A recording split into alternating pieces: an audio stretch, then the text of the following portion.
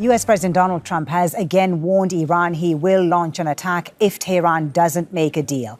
In a social media post, Trump said a massive armada is heading to Iran. It is moving quickly with great power, enthusiasm and purpose.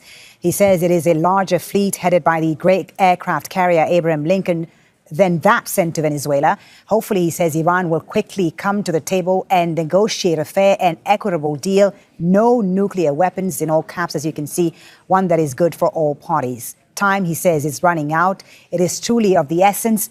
As I told Iran once before, make a deal. They didn't, and there was Operation Midnight Hammer, a major destruction of Iran. The next attack, he says, will be far worse.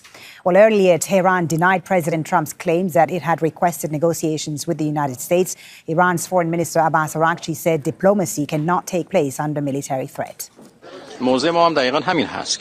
Our position is precisely that diplomacy exercised through military threats cannot be effective or constructive. If they want negotiations to take shape, they must abandon threats, excessive demands, and the raising of irrational issues. Negotiations have their own rules.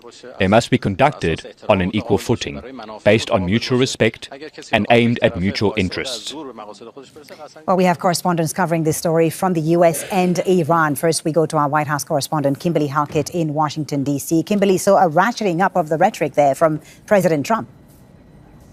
Yeah, this is something that Donald Trump has said repeatedly in recent days. The threat of the Armada, the USS Abraham Lincoln, which is now in the Middle East area in those waters. This is something that the U.S. president has tried to ratchet up in terms of pressure. And essentially what the U.S. president is saying with this latest threat is that Iran needs to agree to a deal to limit its nuclear program and to prevent the development specifically of nuclear weapons. So what we know is that the U.S. president is using past U.S. action against Iran as the leverage and the threat to get Iran to the negotiating table. He has also said repeatedly in recent days he believes Iran wants to make a deal, but he wants to see that deal made imminently, and that's why he is, in essence, turning the screws to put on the pressure.